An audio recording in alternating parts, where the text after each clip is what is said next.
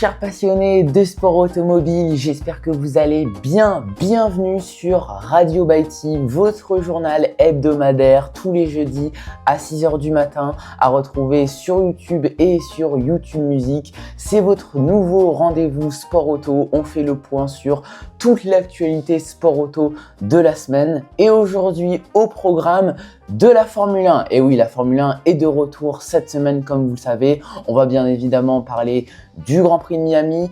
On parlera aussi du retour du Grand Prix d'Istanbul au calendrier de la Formule 1 en 2027 et pour un contrat de 5 ans. On parlera aussi un petit peu de rallye. C'est vrai que je ne vous parle pas souvent de rallye. On parlera du rallye des Canaries, la 5e épreuve de la saison 2026 de WRC. On parlera un petit peu de Max Verstappen, de Sébastien Vettel et enfin, je vous raconterai comme chaque semaine sur Radio Baïti une petite histoire sur le sport auto qui n'a rien à voir avec l'actualité mais qui pourrait bien vous donner le sourire avant d'aller au travail.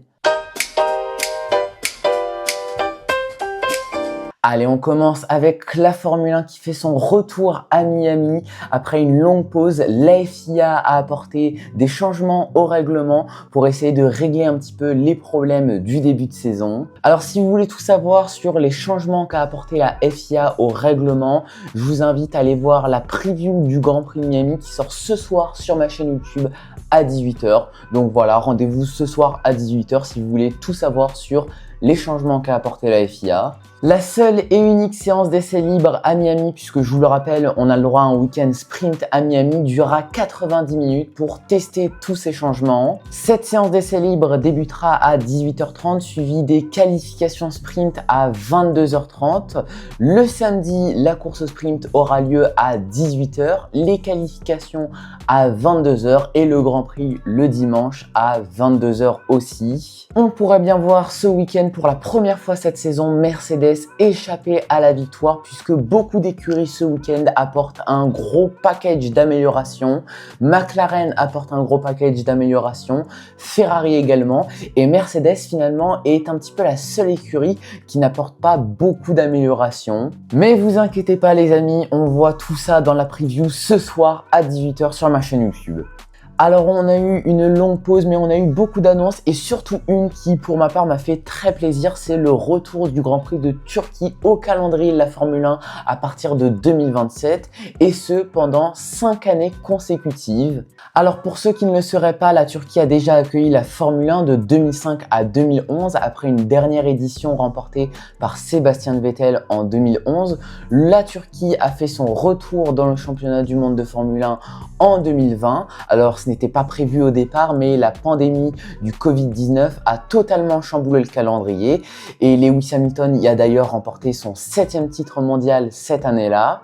La Turquie a fait une dernière apparition au calendrier en 2021 et du coup fait son grand retour 6 ans plus tard en 2027. Pour ma part, je suis très content. N'hésitez pas à me dire ce que vous en pensez en commentaire.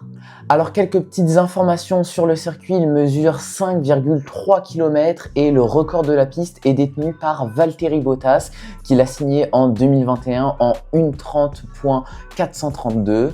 Bon alors si je devais vous donner mon avis, moi j'aime beaucoup le circuit de Turquie avec plein de virages rapides, plein de virages emblématiques aussi et je pense qu'il pourrait beaucoup plaire à ces nouvelles voitures. Allez, petit tour aux îles Canaries avec le rallye. C'est vrai que je ne vous parle pas souvent de rallye sur ma chaîne YouTube, mais voilà, dans Radio Baïti, c'est l'occasion. On va aborder des sujets que je n'aborde pas souvent en temps normal, mais qui m'intéressent beaucoup, comme le WRC, le WEC, la NASCAR, etc., etc. Sébastien Ogier s'est donc offert sa 68e victoire en carrière au rallye des îles Canaries en résistant à la pression d'Oliver Solberg jusqu'à ce que ce dernier craque dans l'avant-dernière spéciale de l'épreuve. Solberg percute une barrière dans l'avant-dernière spéciale alors qu'il n'était qu'à 2 secondes de Sébastien Ogier. C'est une très mauvaise opération pour Solberg qui repart bredouille, si je peux dire ça comme ça, d'une épreuve sur laquelle il aurait pu jouer la victoire et il pouvait espérer empocher de très gros points face à Ogier. Allez, un petit point sur nos Français. Adrien Fourmeau termine 5e et en WRC2, Johan Russell s'impose. Le prochain rallye sera au Portugal le même week-end que le Grand Prix de France historique, le week-end du 10 mai. Allez, de retour en Formule 1, on va parler un petit peu de Max Verstappen. Un ancien pilote de Formule 1, un ancien pilote Ferrari pour être plus précis, Eddie Irvine a estimé que la discipline reine du sport automobile, la Formule 1, n'avait pas besoin de Max Verstappen dans le contexte des interrogations du Néerlandais sur son avenir. Les plusieurs critiques qu'il adresse au règlement 2026 de la Formule 1 ainsi que le manque de performance de sa Red Bull ont amené Max Verstappen à publiquement s'interroger sur son avenir de la discipline après l'entame de la saison. Ça fait évidemment beaucoup parler dans le paddock de la Formule 1, ça fait réagir aussi beaucoup d'anciens pilotes, comme je vous l'ai dit, Eddie Irvine, vice-champion du monde avec Ferrari en 1999, a déclaré pour la Gazzetta dello: la Formule 1 n'a pas besoin de Max, il y a beaucoup de pilotes talentueux, c'est dur pour lui de se retrouver au milieu du classement, mais s'il pense à son salaire, il y a plus de 5 millions de bonnes raisons de rester. Donc voilà un petit peu pour Max Verstappen, c'est un petit peu l'histoire croustillante de la semaine qui m'a fait un petit peu réfléchir et que j'avais envie d'aborder avec vous. Allez, autre news de la semaine qui cette fois-ci concerne Sebastian Vettel. Oui, mesdames et messieurs, à 38 ans, vous ne rêvez pas, Sebastian Vettel a participé au marathon de Londres. Sébastien Vettel a parcouru 42 km 195. Alors pour les connaisseurs, il a maintenu une allure moyenne de 4 minutes 14 par kilomètre. Sébastien Vettel a donc terminé 1765e de sa catégorie avec un temps de 2h59 et 6 secondes. Et il a exprimé lors d'une interview après qu'il avait pour objectif de finir ce marathon en moins de 3 heures. Donc il a atteint son objectif. Quand j'ai vu ça, ça m'a énormément donné le sourire et je sais pas vous, mais moi j'attends toujours Sébastien Vettel aux 24 heures du Mans avec Alonso et Verstappen. Allez, pour finir ce premier épisode de Radio Baiti, une petite histoire sur le sport automobile qui n'est pas forcément en rapport avec l'actualité. Si je vous dis qu'il y a un pays qui interdit le sport automobile depuis plus de 67 ans pour un événement qui ne s'est même pas produit dans son territoire. Est-ce que vous me croyez ?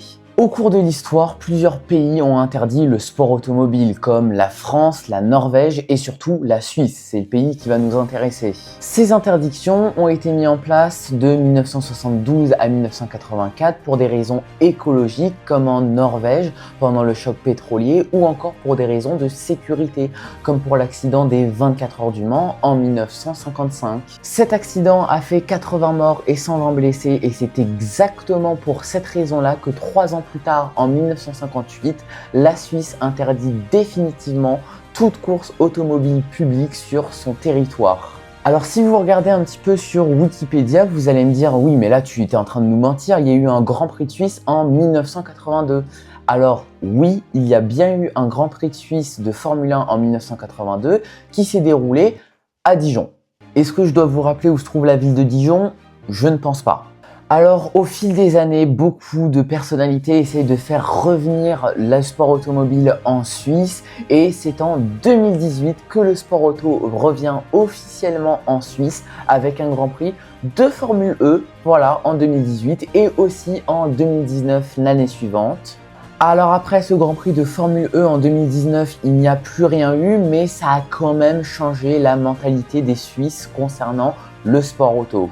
Et c'est ainsi que s'achève ce premier épisode de Radio Baiti. Je vous retrouve dès ce soir sur ma chaîne YouTube à 18 h pour la preview du Grand Prix de Miami. Concernant les lives, que ce soit sur Twitch ou sur YouTube, je n'ai toujours pas récupéré mon ordi. Voilà, si vous me suivez sur Twitch ou sur Instagram, vous devez savoir que mon ordi a lâché en plein live il y a maintenant presque 2 semaines. Alors sur le planning de la semaine, il est marqué qu'il y aura un live dimanche. À voir si je récupère mon ordi d'ici là, vous serez tenu au courant, vous inquiétez pas. Merci d'avoir regardé ce premier épisode de Radio Baiti. Et puis quant à moi, eh bien je vous dis à ce soir, 18 h.